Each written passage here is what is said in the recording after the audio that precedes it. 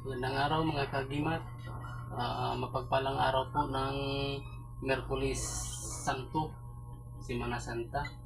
May babahagi po ako ngayon sa inyo ngayon mga kagimat tungkol po ito sa babala at palatandaan bago po umalis ng bahay. Ganito lang po ang gagawin nyo mga kagimat kung bago po kayo alis ng bahay.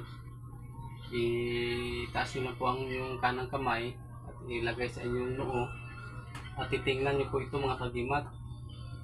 Pag ito po ay putol mga kagimat, pag tingin nyo na medyo putol po ito, huwag po kayong tutuloy dahil may babala po yan na masamang panganib ang nakaatang sa inyong buhay. Pero pag tingin nyo po mga kagimat, pag diretso po ang tingin nyo, hindi po putol o putol, ibig sabihin pwede po kayong umalis ng bahay. At bago po kayo alis ng bahay, sasambitin niyo po ang orasyon na sa Diyos Ama.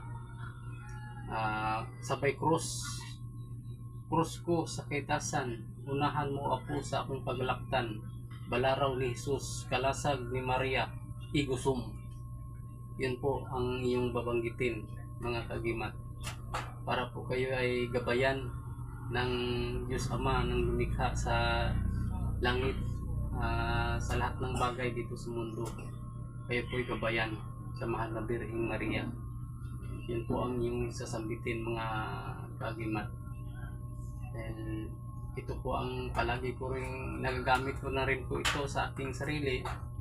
Ibahagi ko po sa inyo ngayong Miyerkules Santo, Semana Santa, para po makatulong po ito sa inyo. Sa mga naniniwala lang po mga kagimat, hindi naman po ako na